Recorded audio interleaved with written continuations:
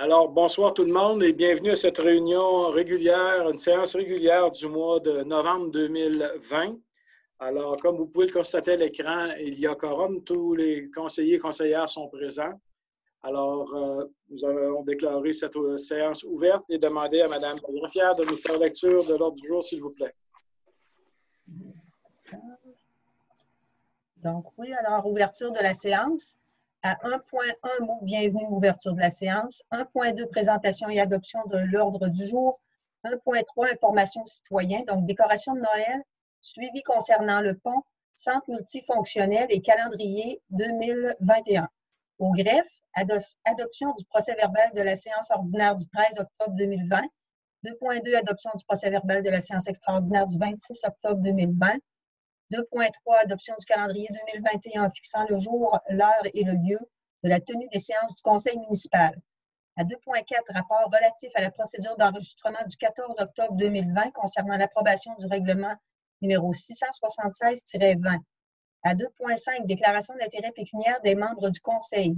À 2.6, adoption du règlement d'emprunt 671-1-20, modifiant le règlement d'emprunt 671-20 pour l'achat de véhicules et d'équipements incendies, afin d'augmenter les dépenses à 450 000 et l'emprunt à 450 000. Au point 3, administration générale. 3.1, dépôt du rapport des déboursés et du suivi et du rapport des dépenses autorisées conformément au règlement de contrôle et de suivi budgétaire. À 3.2, approbation de la liste des comptes à payer et autorisation de paiement. 3.3, état financier comparatif des revenus et dépenses et état financier prévisionnel. 3.4, appui à une demande au programme de supplément de loyer. 3.5, modification du rôle d'évaluation en raison de la pandémie. Au point 4, aménagement, urbanisme et environnement. Point 1, dérogation mineure pour la propriété située au 122 rue du Vallon à Saint-Joseph. Numéro de lot 6 306 245 du cadastre du Québec, zone H61. 4.2, dérogation mineure pour la propriété située au 215 rue Véro à Saint-Joseph.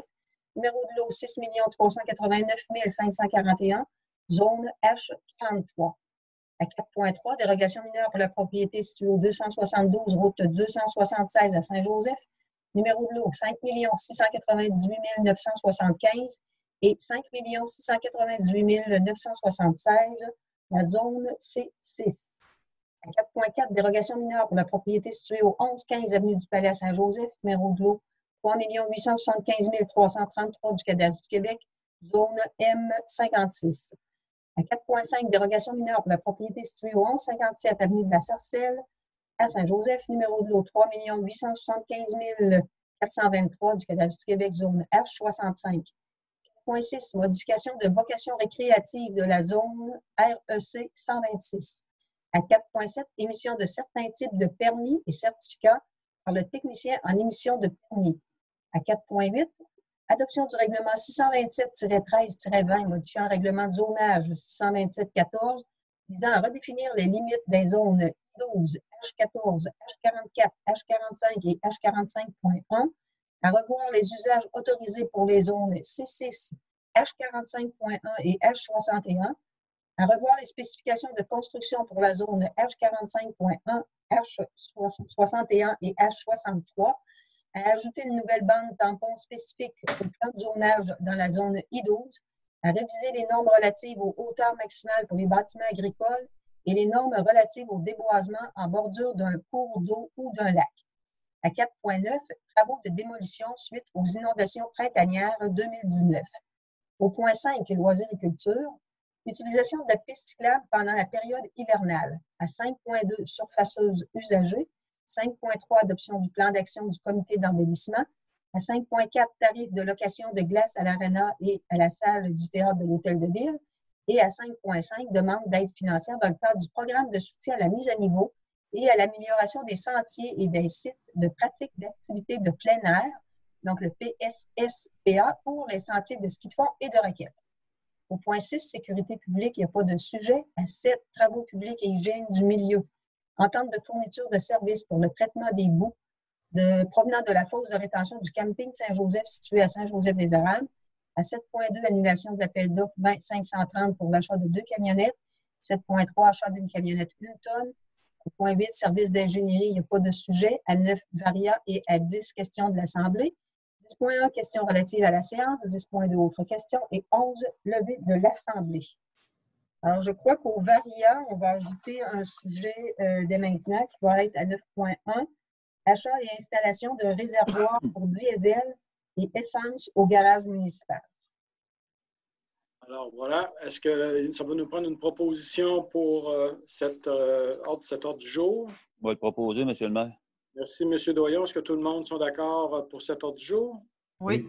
Parfait, merci beaucoup. Alors, au 1.3, information citoyen, tout d'abord, on a récemment vu des maires de plusieurs grandes villes, dont la Ville de Québec, entre autres, qui incitaient leurs commerçants et leurs citoyens à commencer à décorer dès le début du mois de novembre en vue de la fête de Noël, afin d'égayer un peu le mois de novembre et le début décembre en temps de cette pandémie qui nous affecte tous à divers degrés. Alors, nous emboîtons le pas à Saint-Joseph dans cette perspective et on vous suggère de commencer vos décorations de Noël et installer vos décorations de Noël le plus vite possible. D'ailleurs, à cet effet, la Ville a procédé en face de l'Hôtel de Ville. Il y a eu des choses déjà d'installer aujourd'hui. Alors, nous invitons d'ailleurs les résidents des quartiers des parcs de génération, des Boisés du Lac et de l'Essard à collaborer à cette activité, puisqu'on va organiser un rallye lumineux qu'on va offrir aux Jeux-Aurois. Avec la participation des résidents de ces quartiers, le rallye lumineux, aura lieu du 4 au 20 décembre. Nous inviterons les citoyens à circuler à pied ou en auto dans ces quartiers et à compléter un questionnaire qui sera disponible sur notre site Internet. Il y aura des prix de participation qui seront attribués et aux maisons qui auront été décorées et aussi aux citoyens qui auront participé à cette nouvelle activité. Alors voilà, et puis pour les décorations de Noël, comme on dit, on va essayer de mettre un peu de lumière qui scintille dans nos vies afin de s'égayer le cœur parce que c'est assez sombre et déprimant de ce temps-là. Alors pour ce qui est du pont de Saint-Joseph, comme je vous avais mentionné lors de l'apparition du dernier Jeux-Aurois, nous avons eu une nouvelle rencontre avec les représentants du ministère des Transports jeudi dernier. Et les principaux points qui ont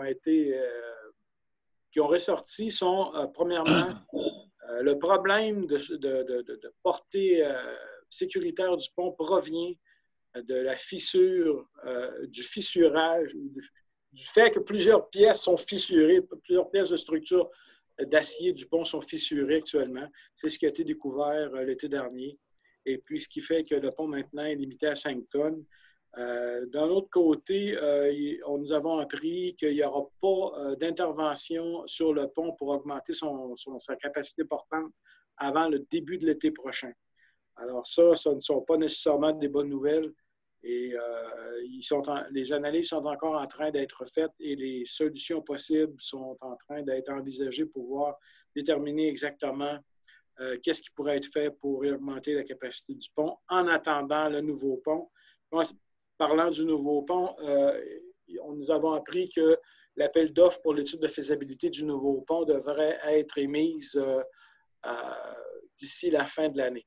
Alors, vous comprendrez que, comme citoyen de Saint-Joseph et Saint-Joseph-des-Érables et des alentours aussi, il faudra faire preuve de patience et que le ministère actuellement travaille activement sur les deux aspects du problème, soit la réfection du pont actuel et la planification de construction d'un nouveau pont à Saint-Joseph.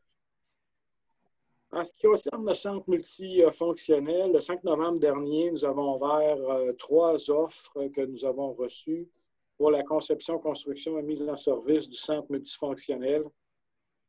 Alors, les 3 groupes qui ont déposé des projets sont le groupe Canam Incorporé, Onco Bâtiment d'Acier, et aussi les constructions Binet incorporées.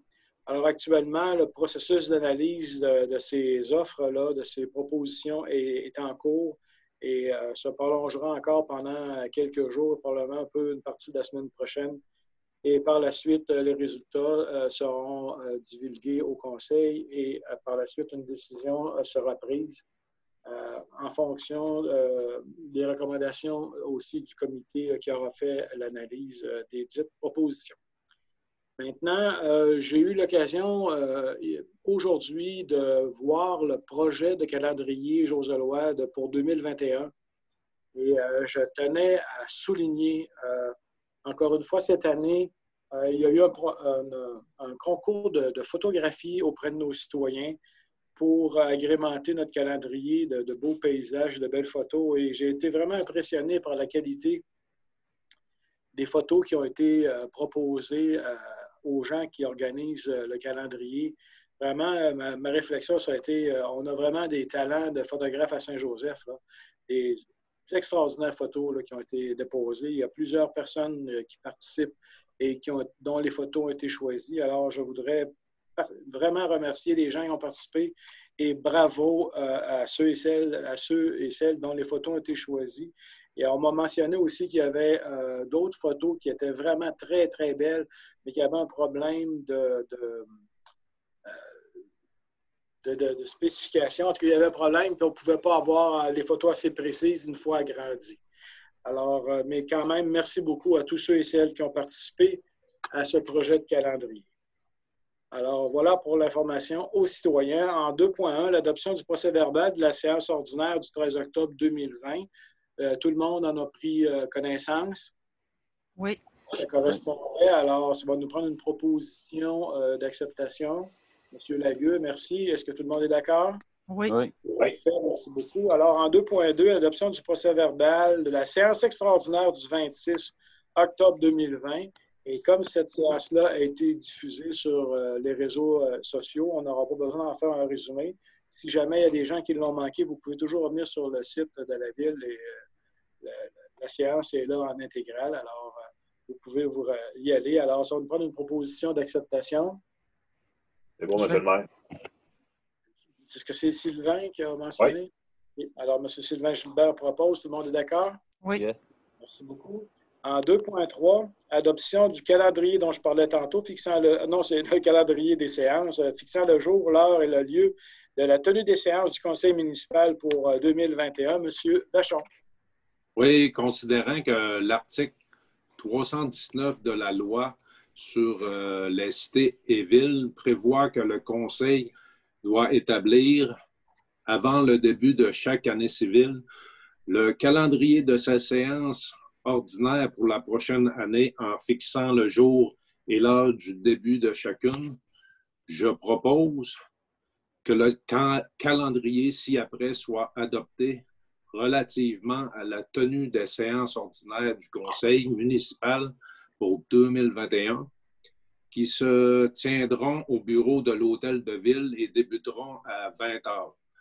La majorité des dates là, pour les séances sont la deuxième semaine de chaque mois. Deuxième lundi de chaque mois, excusez. Parfait. Alors, juste une question, Mme Lagraffière. Est-ce que le lundi, le 4 octobre, c'est parce que nous sommes en année d'élection? Et normalement, ça aurait été la semaine d'avant. OK, c'est bon. Alors, tout est là. Il y a une petite modification par rapport à ce qui est la normalité par rapport au fait que ce sera une année d'élection. C'est ça. Donc, en octobre, c'est le premier lundi et en novembre, c'est le troisième. Alors, bravo. Alors, merci. Tout le monde est d'accord avec ça? Oui. Merci beaucoup. Alors, en 2.4, c'est un rapport de procédure d'enregistrement du 14 octobre concernant l'approbation du règlement numéro 676-20. Alors, c'est Mme Danielle Maheu qui va nous le présenter. OK. Donc, c'est un rapport qu'on fait pour l'adoption des règlements d'emprunt. Donc, c'est une procédure. Les gens, étant donné la COVID, peuvent soumettre leurs demandes ou leurs commentaires par écrit. Ça prendrait 387 demandes pour la tenue d'un scrutin. Donc, on n'a reçu aucune demande. Donc, le règlement est réputé approuvé par les électeurs. C'est un simple rapport. Alors, c'est un rapport qu'on dépose? Oui. Parfait. 2.5, déclaration d'intérêt pécuniaire de certains membres du conseil municipal. Madame Lagraffière, toujours. Oui, alors, à chaque année, 60 jours après l'anniversaire de proclamation d'une élection, le membre du conseil doit présenter une déclaration de mise à jour de ses intérêts pécuniaires.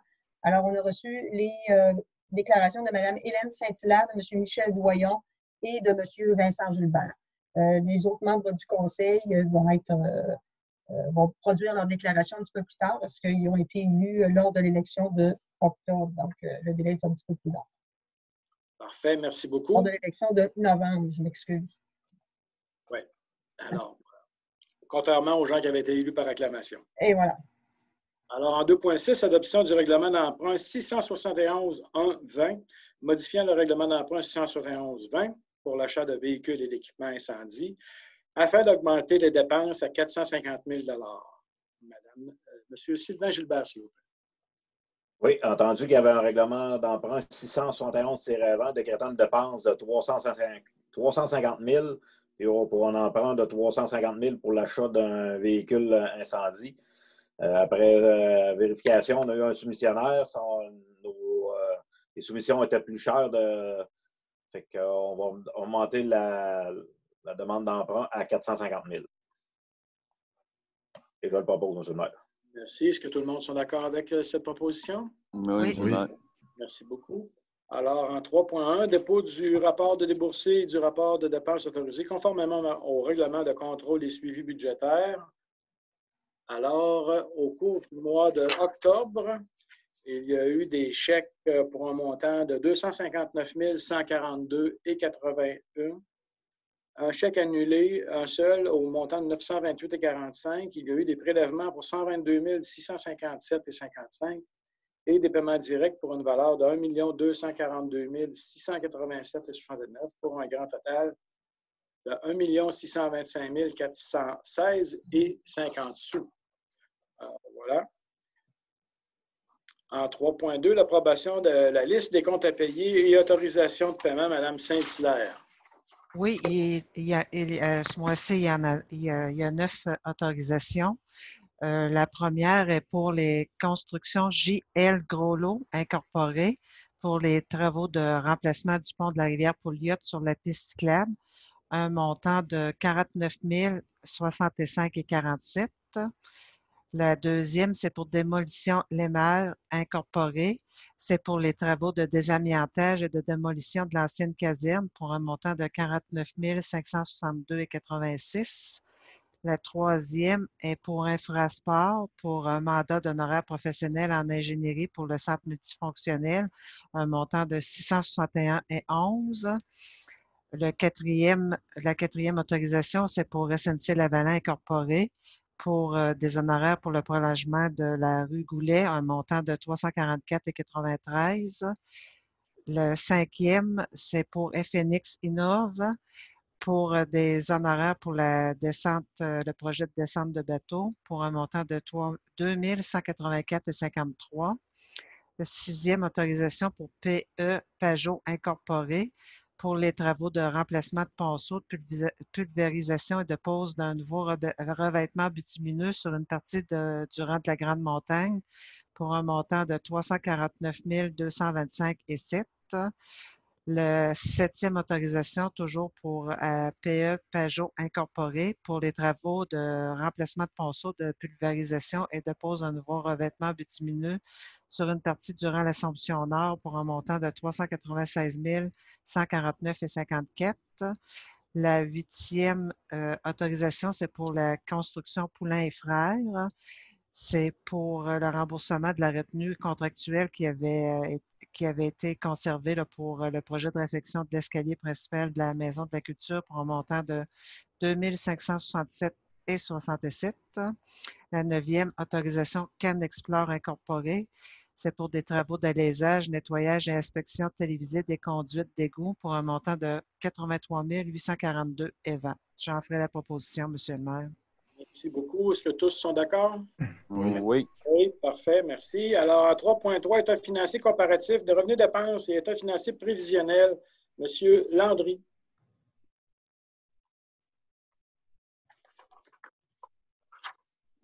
Pardon, M. Landry, votre micro est fermé. Ça nous arrive à tous. Excusez-moi.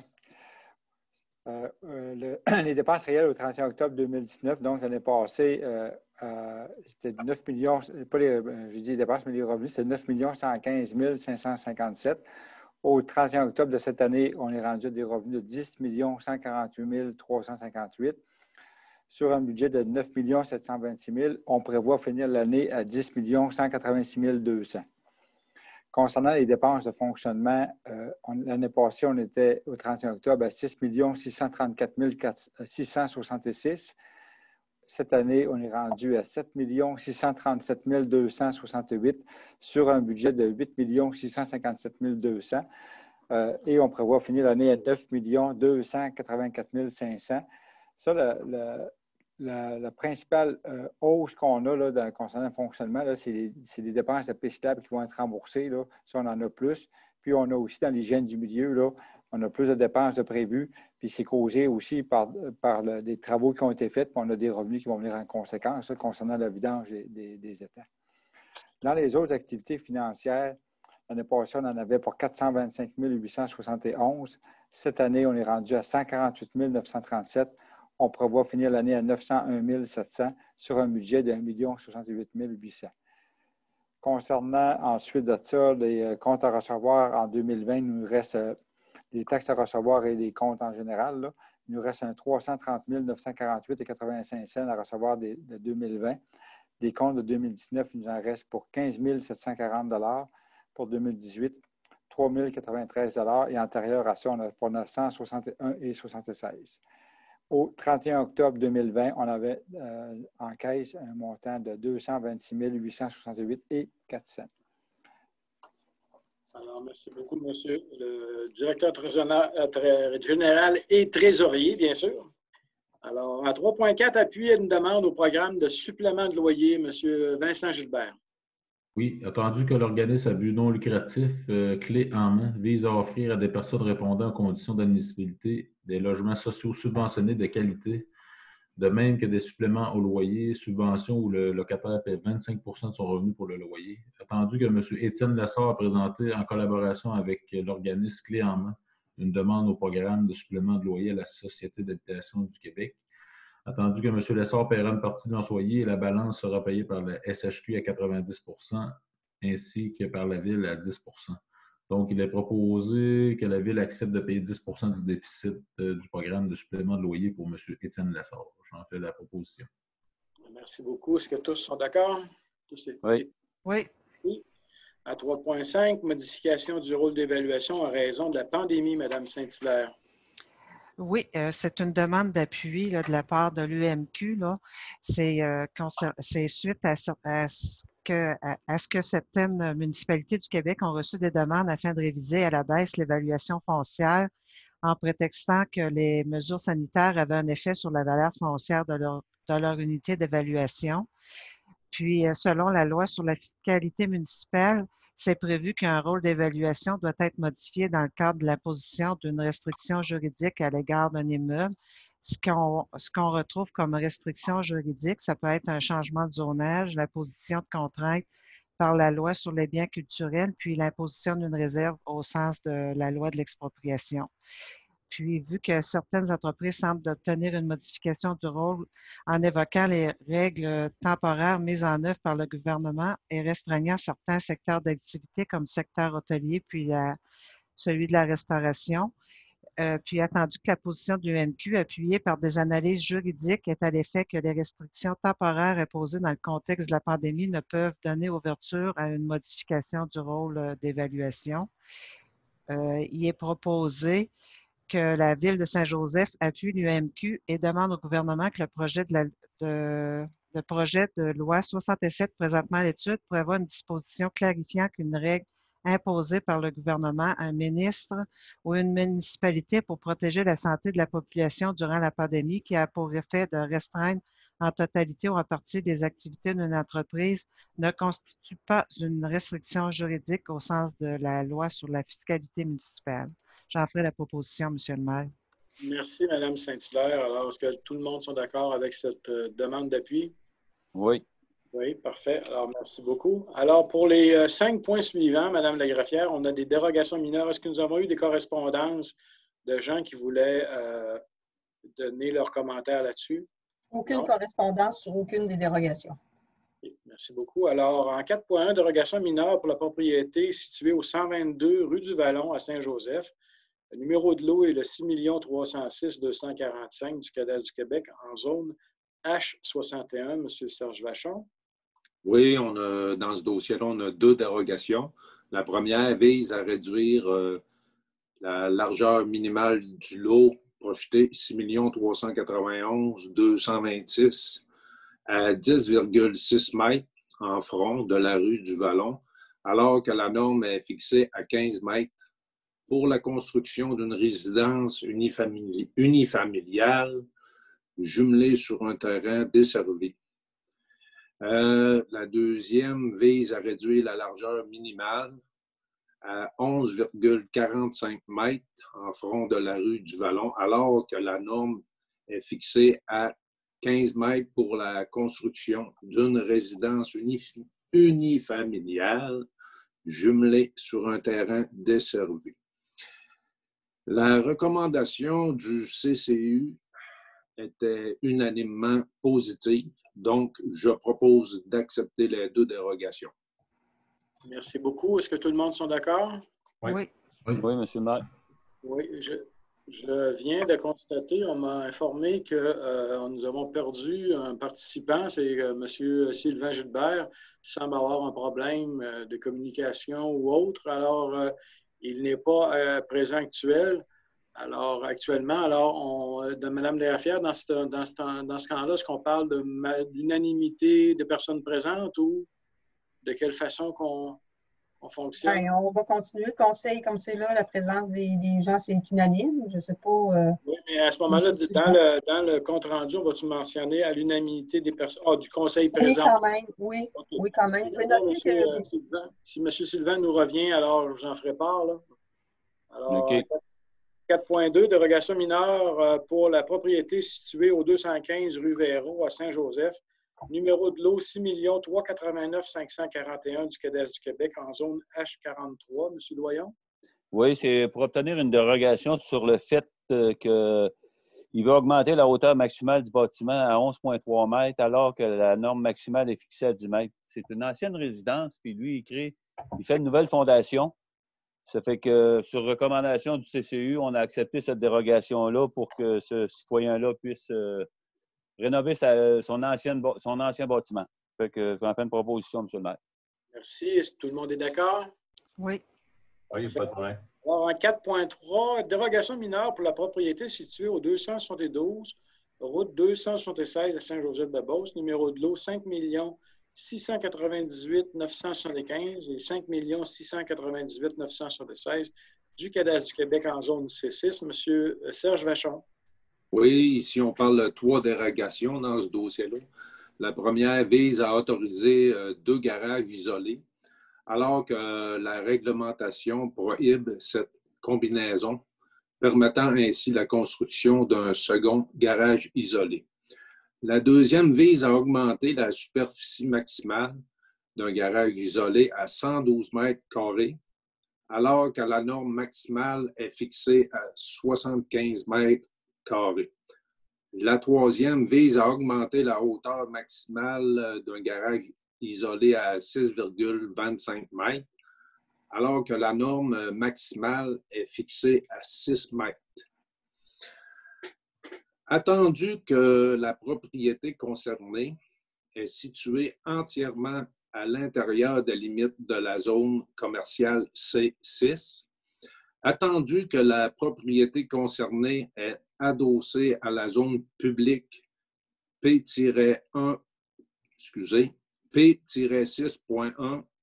dans lequel se situe un poste de transformation d'Hydro-Québec, attendu que le terrain concerné possède une superficie de plus de 8 800 mètres carrés, attendu que le bâtiment accessoire projeté respectera l'homogénéité architecturale des bâtiments déjà présents sur le terrain, attendu que le bâtiment accessoire projeté ne sera pas visible de la route 276, puisque ce dernier sera localisé derrière les bâtiments déjà présents sur le terrain.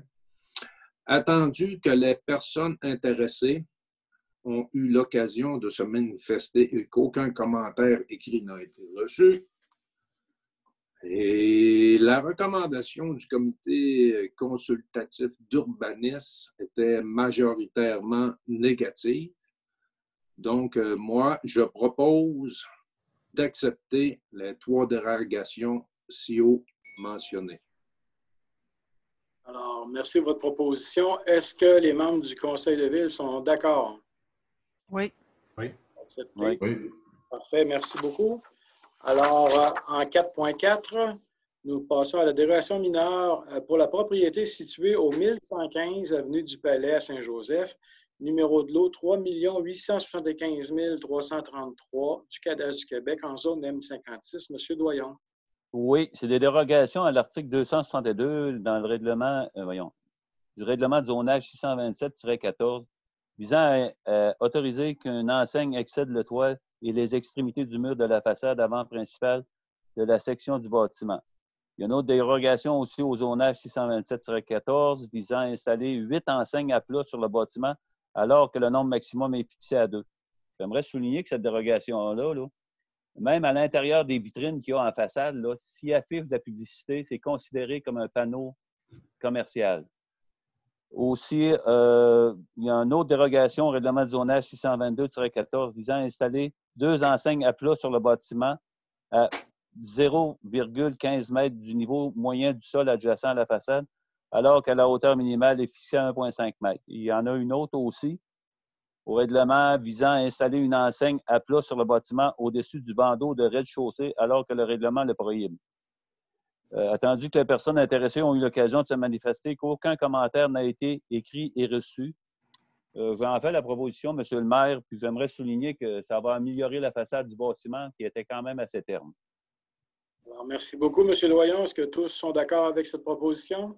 Oui. Oui. Alors, merci. En 4.5, dérogation mineure pour la propriété située au 1157 avenue de la Sarcelle à Saint-Joseph, numéro de lot 3 875 423 du Cadastre du Québec, en zone H65, M. Serge Vachon.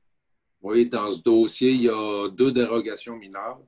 La première vise à réduire la distance minimale à 0,15 mètres entre l'allée d'accès et la ligne latérale de propriété, alors que la norme est fixée à 0,6 mètres, permettant ainsi d'augmenter la largeur de l'allée d'accès. La deuxième dérogation vise à réduire la distance minimale à 0,15 mètres entre l'aire de stationnement et la ligne latérale de propriété, alors que la norme est fixée à 0,6 mètres, permettant ainsi d'augmenter la largeur de l'aire de stationnement. La recommandation du comité consultatif d'urbanisme a été unanimement positive. Donc, je propose d'accepter ces 2 dérogations. Alors, merci. Tous sont d'accord pour la proposition? Oui, M. le maire. Alors, bravo. Alors, 4.6, modification de vocation récréative de la zone REC-126. Alors, je Est-ce que vais... j'en fasse la lecture, Pierre? Pardon? Allez-y, M. Doyon, pas de problème. Oui, attendu que dans le cadre des modifications du schéma d'aménagement et de développement révisé par la MRC Robert Clich, celle-ci demande de connaître la position de la Ville face à la vocation de la zone récréative 126 dans le secteur de la chute Carlow. Attendu que ce terrain a déjà accueilli un terrain de camping, attendu que la recommandation du comité consultatif d'urbanisme de demander à la MRC Robert Clich de soustraire la vocation récréative de la zone récréative 126 dans le secteur de la chute Carlow du schéma d'aménagement et de développement révisé. J'en fais une proposition, M. le maire. Merci. Tout le monde est d'accord avec ça? Oui. Alors, en 4.7, émission de certains types de permis et certificats par le technicien en émission de permis. M. Lagueux. Oui, entendu l'embauche de M. Olivier Ouellette-Morneau au poste de technicien en émission de permis, entendu qu'il a lieu de lui autoriser certaines responsabilités afin qu'il soit en mesure d'émettre des permis de certificats. La présente serait d'autoriser M. Ouellette-Morneau à émettre tous les permis et certificats d'autorisation en vertu des règlements applicables sur le territoire de la Ville, à l'exception des permis et certificats suivants: nouvelle construction non résidentielle, agrandissement de bâtiment principal non résidentiel, changement d'usage, démolition de bâtiment principal. Aussi, serait d'autoriser M. Ouellette-Morneau à visiter et à examiner tout terrain et toute construction à toute heure raisonnable pour constater si les règlements et lois sous la responsabilité de la Ville sont respectés et d'autoriser M. Ouellette-Morneau à signifier ou transmettre tout avis d'infraction, toute mise en demeure envers des contrevenants ou tout ordre de cesser un usage, une construction, un ouvrage ou des travaux dérogatoires et non conformes à la réglementation. J'en fais une proposition, M. le maire. Merci, M. Lagueux. Tous sont d'accord avec cette proposition? Oui, M. Oui. le maire.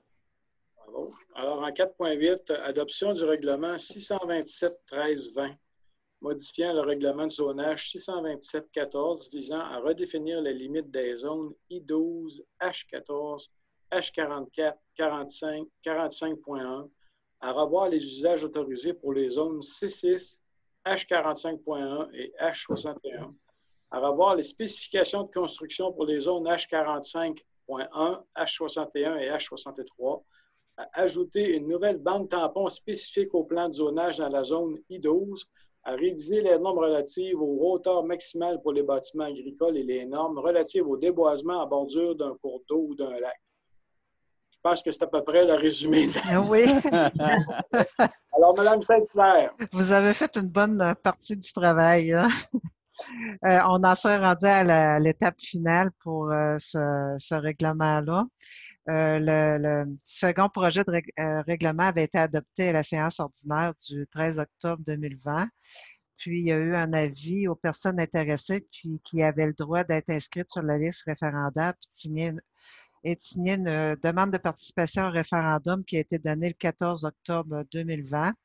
Je ferai la proposition donc, que le règlement soit adopté. Alors, merci. Tout le monde est d'accord? Oui. Merci beaucoup. 4.9, travaux de démolition suite aux inondations printanières de 2019, M. Vincent Gilbert. Oui, attendu la démolition de certaines propriétés endommagées lors des inondations printanières de 2019, attendu que les travaux de démolition de ces propriétés pourraient être faits cet automne ou à l'hiver prochain, attendu que la Ville doit s'assurer que les travaux sont exécutés conformément aux exigences prévues au permis de démolition. Donc, il est proposé que le Conseil autorise le directeur du service d'urbanisme ou, en son absence, le directeur général à signer les attestations de conformité des travaux de démolition tels que requis par le ministère de la Sécurité publique sur l'engagement de l'entreprise chargée de la démolition de compléter les travaux de finition du terrain avant le 15 juin 2021. Donc, excusez-moi. Et que la Ville demande aux propriétaires de l'immeuble où les travaux de démolition sont effectués de verser à la Ville un montant équivalent à 10 % de la valeur du coût des travaux de démolition. Donc, j'en fais la proposition. Merci beaucoup. Tous sont d'accord? Oui, M. le maire. Merci. Alors, en 5.1, utilisation de la piste cyclable pendant la période hivernale, M. Doyon. Oui, M. le maire, attendu que la piste cyclable est sous la responsabilité de la MRC Robert-Clich. Tandis que la MRC Robert-Clich a adopté le règlement 217-20, remplaçant le règlement 187-17 et ses amendements, et régissant l'accès, l'utilisation et la circulation sur la piste cyclable. Attendu que ce règlement prévoit maintenant que la piste cyclable soit ouverte à l'année, que la Ville de Saint-Joseph-de-Beauce autorise la pratique de la marche sur la piste cyclable pendant une période hivernale, que l'entretien de la piste cyclable soit effectué par les employés de la Ville de Saint-Joseph-de-Beauce. J'en fais une proposition, M. le maire, et je voudrais souligner que c'est un projet pilote pour l'année qui vient. On verra dans le futur si on va procéder de la même façon puis si les coûts sont raisonnables. Parfait, merci beaucoup. Alors, est-ce que tout le monde sont d'accord? Oui. Alors, merci. En 5.2, surfaceuse usagée, M. Lagueux. Oui, entendu que la surfaceuse actuelle nécessite de nombreuses réparations, un coût important. Entendu que la surfaceuse est nécessaire au bon fonctionnement des opérations de l'ARANA. La présente serait d'acquérir une surfaceuse usagée de marque Zamboni 2016 au montant de 99 673 plus taxes de la compagnie Robert Boileau Incorporée selon leur offre de service datée du 27 octobre 2020 qui comprend une garantie d'1 an ou 500 heures d'utilisation et une batterie d'une garantie de 5 ans. Le tout payé à même le fonds de roulement et remboursé sur une période de 5 ans. J'en fais une proposition, M. le maire. Merci beaucoup, M. Lagueux. Tout le monde est d'accord avec cette proposition? Oui, M. le maire. Oui, merci. Alors, en 5.3, adoption du plan d'action du comité d'embellissement. Alors, ce point est remis à une séance ultérieure. À 5.4, tarif de location de glace à l'Arena et à la salle de théâtre de l'Hôtel de Ville. M. Lagueux.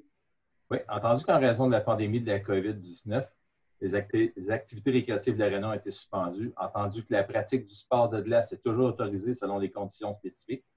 Entendu que le règlement 645-16, tarification des activités de certains biens et services municipaux, prévoit les tarifs pour les services offerts par la Ville.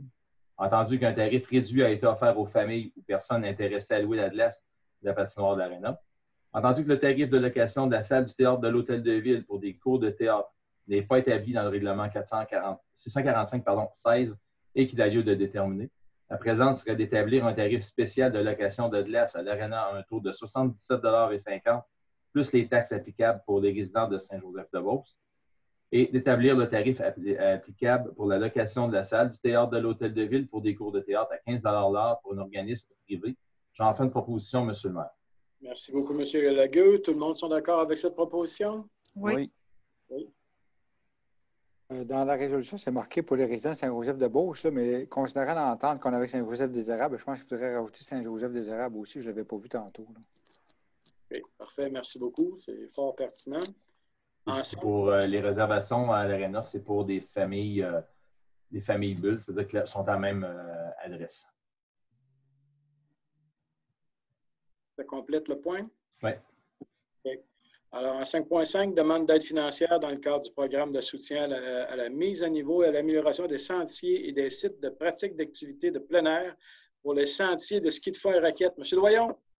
Oui, attendu que la Ville de Saint-Joseph a pris connaissance des modalités d'application du programme de soutien à la mise à niveau et l'amélioration des sentiers et des sites de pratique d'activités de plein air du ministère de l'Éducation et de l'Enseignement supérieur, attendu que le parc industriel se développe et que les sentiers de ski de fond et de raquettes étaient situés en partie à cet endroit, attendu que des travaux de réorganisation des sentiers de ski de fond et de raquettes sont prévus, que la Ville de Saint-Joseph autorise la présentation d'un projet de réorganisation des sentiers de ski de fond et de raquettes au ministère de l'Éducation et de l'Enseignement supérieur dans le cadre du programme de soutien de mise à niveau et l'amélioration des sentiers de sites et des sites de pratique d'activités de plein air. Que soit confirmé l'engagement de la Ville de Saint-Joseph à payer sa part des coûts admissibles au projet et à payer les coûts d'exploitation continue de ce dernier. Que la Ville de Saint-Joseph-de-Beauce désigne le directeur général ou le directeur du service des loisirs, de culture et d'activités communautaires et touristiques comme personne autorisée à agir en son nom et à signer au nom tous les documents relatifs au projet mentionné ci-dessous. En fin de proposition, M. le maire. Merci beaucoup. Est-ce que tout le monde est d'accord avec cette proposition? Oui. Alors, merci. En 7.1, entente de fourniture de services pour le traitement de boue provenant de la fosse de rétention du camping de Saint-Joseph, situé à Saint-Joseph-des-Érables. M. Doyon? Oui. Attendu qu'une entente de fourniture de services est intervenue entre la municipalité de Saint-Joseph-des-Érables et la Ville de Saint-Joseph-de-Beauce concernant le traitement des boues provenant de la fosse de rétention du camping Saint-Joseph situé à Saint-Joseph-des-Érables. Attendu que cette entente décrit les services fournis, les coûts de traitement et les responsabilités de chacun des parties, c'est d'autoriser le maire et le directeur général à signer pour et au nom de la Ville de Saint-Joseph-de-Beauce l'entente avec la municipalité de Saint-Joseph-des-Érables pour le traitement des boues de la fosse de rétention du camping Saint-Joseph aux conditions qui y sont stipulées. En fait, une proposition, M. le maire. Merci beaucoup, M. Doyon. Tout le monde est d'accord? Oui. Parfait. À 7.2, annulation de l'appel d'offres 20-530, achat de 2 camionnettes. M. Vincent Gilbert. Oui, il est proposé d'annuler l'appel d'offres 20-530, résolution numéro 2020-10-378 pour l'achat de 2 camionnettes. Donc, j'en fais la proposition. Merci beaucoup. Alors, ça sera cancellé. Tout le monde sont d'accord avec ça? Oui. Oui. Bon, merci.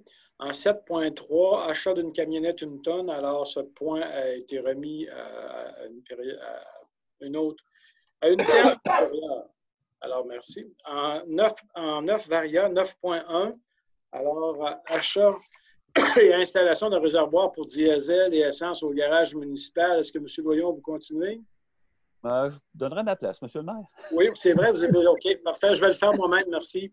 Alors, attendu que la résolution 2020-10-379 adoptée à la séance du Conseil du 13 octobre 2020 prévoyait l'achat et l'installation d'un réservoir pour diesel et de réservoir pour essence au garage municipal, attendu que le prix de la fabrication de la dalle de béton doit être modifié. Il est proposé de modifier la résolution 2020-10-379, de façon à autoriser une dépense de 13 164,64 taxes incluses pour la fabrication d'une dalle de béton pour supporter les 2 réservoirs selon ça. L'ordre de service de Habitation Joe Lessard daté du 6 novembre 2020.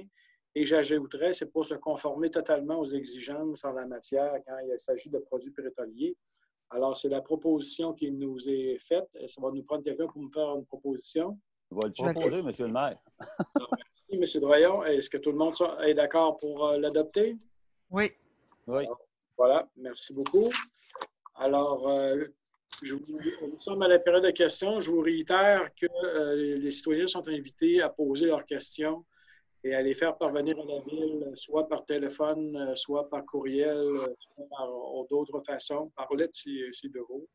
Alors, de façon à ce qu'on puisse vous répondre à une séance ultérieure. Alors, d'ici là, je vous souhaite une bonne fin de journée et je vais demander à quelqu'un de procéder à la levée de l'Assemblée. Je vais le proposer, M. le maire. Merci, M. Lagueux. Alors, bonne fin de journée, bonne fin de soirée à tous et à la prochaine. Merci. Merci. Bye.